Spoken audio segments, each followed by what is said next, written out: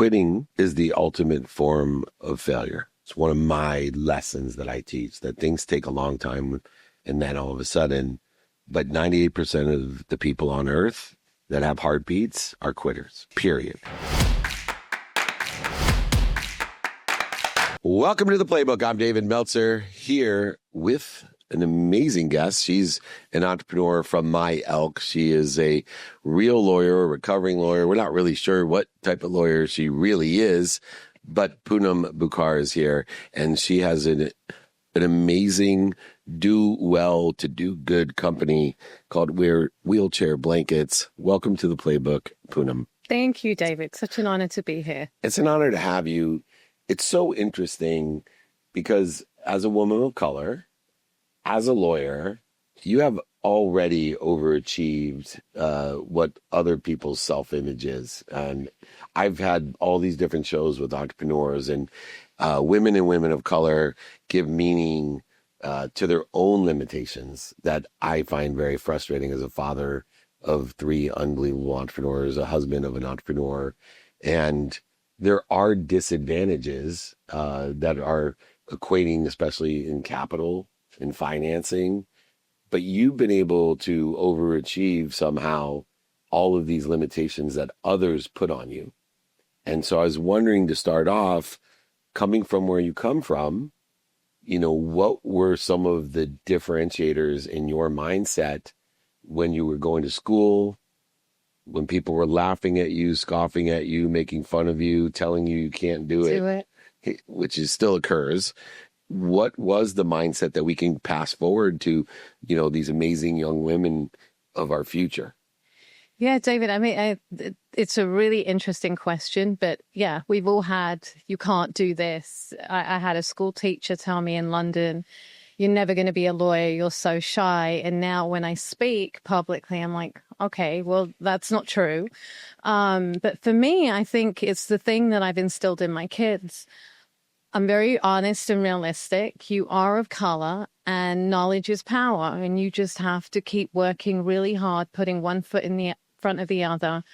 I remember being a family law lawyer, not being, but when I was practicing more. But I used to have older attorneys put me down, and I thinking that I didn't know what I was talking about when I tried to negotiate. And then I used it as my superpower. I used to stay quiet, do what I needed to do, and at the end of it would win a case because people underestimated me. So I think it's a lot of mindset, and just, I really do believe knowledge is power.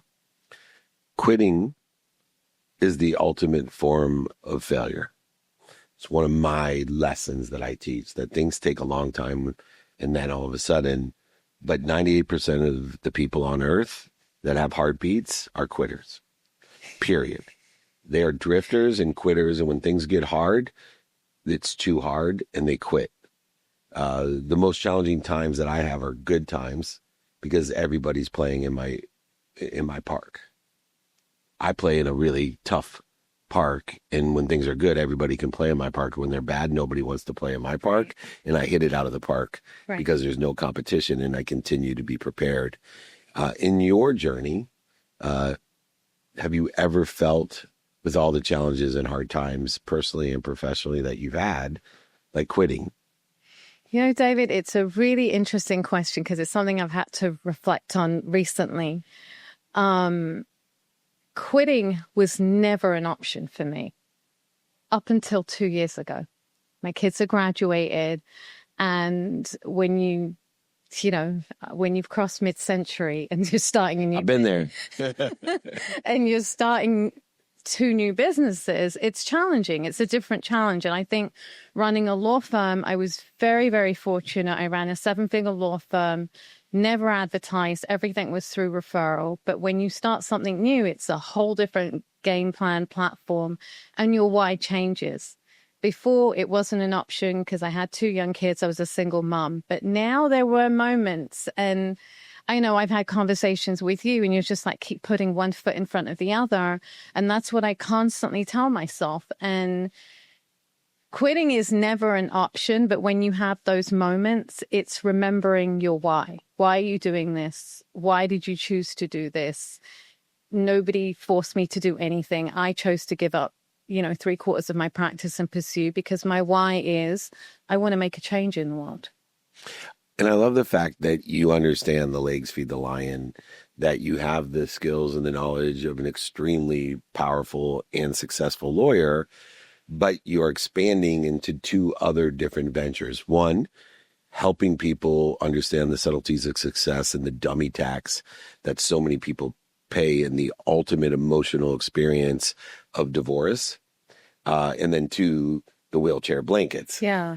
Completely different ventures, which, people always look at my career, the eclectic career of David Meltzer, and they're like, how the heck? I know how you're doing it, but I'm more interested in the harmony that you've created, knowing where to put your intention via time, whether it be practicing, I believe your expertise today is immigration law. That's right. Or specialty, as they say, to the divorce consultative services and the impact that that's having. And then finally, your passion project of these wheelchair blankets. How have you determined the harmony of being able to facilitate, which means to make easy, what other people can't achieve with just doing one of those? I think a lot of it is I'm still learning to be a student of my calendar, but I think a lot of it is just planning it out to the degree that you can. And truthfully, just focusing on each thing for each business that you need to and fitting it into the calendar accordingly. And I'm probably working just as hard as I was when I was an attorney, but it doesn't feel that way because it's something I'm so passionate about. And when I see making strides, although I always say it's never fast enough, but when I start seeing that I am making strides, it gives me the means to keep going, and it just doesn't feel like work. And I'm in a different phase of life. Don't have kids around. I'm not cooking every day, all that kind of stuff. But I just have more time and more focus in doing what I need to do. And to that end, one of the quantitative things that have changed for me as a business consultant, advisor, teacher, mentor, and coach is understanding emotional expense. Whether it be employees that I had, to look at quantitatively how emotionally expensive they are by determining how many hours of interference are they creating in my day, how much do I make an hour, which is even easier for a lawyer. Right. As you know, not quite as easy as a coach or a mentor in the divorce consultative services, or especially as an entrepreneur in the wheelchair blanket. It's very difficult to put a price on or a quantitative analysis on your hour, but you can. You're in three very emotionally expensive ventures. No doubt in immigration law today, Yeah, it has to be extremely emotionally expensive. To deal with people in divorce has to be extremely emotionally expensive. And then a startup that is helping people in wheelchairs is also an emotionally expensive. Just being an entrepreneur is emotionally expensive, but added on what you're doing. What happens when your life itself becomes an emotional expense on top of three different emotionally expensive ventures? So then you go back to basics, right? I wrote the book about how I healed my own 4 decades of trauma. What's the name of the book? Safe from the Pain. Mm-hmm. Based on decisions that I made for 4 decades of my life because I had unresolved trauma and I just kept following certain patterns. And no knock on therapists. Therapists didn't work for me. If you can't be honest with yourself, how are you going to be honest with the therapist? So I went back to basics and sat there and devised this safe method to heal myself 4 decades of the trauma, and it didn't happen overnight. And I still use it as a go-to tool. I use it in work, I use it in business, I use it with my kids when they're going through things, and it's hard. But I really do think it's about giving yourself the space and the grace to not deny what you're feeling, but go through what you're feeling. And when you can do that, it doesn't happen overnight. Some things I can get over in 2 minutes and other things take me a week. But I pivot from there. And I think that's the skill, to be able to pivot from those feelings, recognize them and pivot from them. Yeah, or promote from them. I love that different vernacular of pivoting somehow is beyond the indication that I feel exists within the learning of this protection or promotion that occurs. Um, so you have these two successful businesses in, being an author, being a mom, having your law practice, having this divorce consultative service, which there's so many subtleties of success that I want to elevate the awareness to companies for their employees. When over 50% of the people are divorced, this already should be a great industry, but also combined with what happens to people financially, emotionally throughout the process in conjunction with the legal process that so many people are unfamiliar with. Even people who've been divorced 2 and 3 times still have the same problems Absolutely. in that. But here you are in that situation as a mom too, and somehow you decide to start this wheelchair blanket business. Why? So every one of my businesses has started from my personal experience. I didn't want to go into immigration at all, but I was an immigrant from the UK, and I've seen my parents immigrate, and it was an easy thing to do while raising the kids. Divorce, I've been divorced. I'm passionate about it because I've represented clients professionally. I'm also a mediator, and I've seen the nuances and where clients get stuck. And it's usually emotions rack up the legal bills. The wheelchair is also a personal experience from my mum. My mum had a brain hemorrhage unexpectedly in October 2022 when she was on vacation in India. And we all flew down. And long story short, after a month, we had her brought back to London, and she spent close to a year in a wheelchair. She had less than a 1% chance of surviving. She is a miracle. She was a nurse her whole life that worked in the geriatric ward, was on the board of trustees for a very reputable hospital in England. And she was someone who always took pride in what she wore, and she was raised in British boarding schools. So she was all about, you dress correctly, you wear what you do, you wear appropriate clothing. So when we used to take her out in the wheelchair to get some fresh air, we'd get a regular blanket and it would get stuck in the wheels, and then we'd come home and it would have to go in the washing machine. And for my dad or the care, it was an extra step. And I was like, there's got to be something else out there. So I went to look on Amazon, and I remember we were going out to a restaurant and there was just these plain old things out there. And I wanted something nice for my mom to have, like when she's sitting there.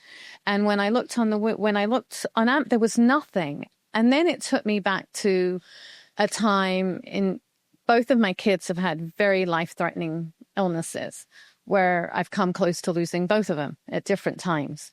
And the last time in 2019 at CHOP, when I walked down, I realized that there are a lot of kids there that aren't going to leave. And I was the fortunate one who was able to take my daughter home.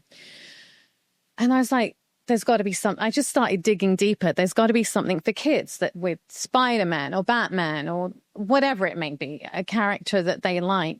And there's nothing out there. And it just blew my mind that we have covers for our car seats that you can pick. We have, vests and luxury designer things for our pets. But why do we not have them for people that are physically challenged? And I refused to believe that was the case. And the more I kept digging, there was nothing out there. And I wanted to change it. I wanted to equate when people like my mom at that time, when she was recovering, have limited choices. Why are we limiting them even further? And given the rising of the aging population, we're all going to end up there. So why should we not have choices? Why are we eliminating people that have contributed so much to society in different ways? And the wheelchair blankets go beyond design, though, with the licensing available and different types of exquisite luxury materials that can be utilized. Yeah. The true design, though, for me, in a more pragmatic way, what blew me away with the wheelchair blankets was the practical sense beyond being something that's aligned with the personality and the emotions, to be something to be proud of, like a beautiful scarf. Right. That's the way that I see it when I look at what you've done. But it's very pragmatic. You talked about the inefficiencies and the design of most blankets. They're not designed to take outside unless it's laying on a beach. They're Right. not mobile. They get stuck in things. They get extremely dirty. Yeah. It's unhealthy. Yeah. And they're not effectively keeping people warm as well. What are some of the design, the more pragmatic design aspects beyond the luxury and the Spider-Mans and Batmans that are? Yeah, so it's a lot of the wheelchair blankets out there are just blankets. So the bottom of the blanket has a mesh so that you don't, people can wear their shoes in it and you don't have to keep sticking it in the washing machine every time you come back. The other thing is the Velcro. We've got a Velcro strap in the middle because, like my mom, when she was wearing a catheter, you'd have the pack, but it's hard to fit in anything else. This way, the Velcro adjusts accordingly, and according to your size, it will adjust according to the wheelchair size. The straps will, which makes it more functional and more efficient. Yeah, it's definitely functional, efficient, and effective, as well as extremely aligned with the emotions of the person who needs to feel good. Right. And when we feel good, we do well. And that's what Poonam has been doing her entire career, overachieving by helping others and others helping others. I am so impressed by you as a person, a parent, and an entrepreneur. It's such a pleasure to work with Poonam Bhuchar. Check out Wheelchair Blankets if you need help in immigration or with your divorce. There's nobody better out there than Poonam Bhuchar. This is David Meltzer with Entrepreneurs, the Playbook.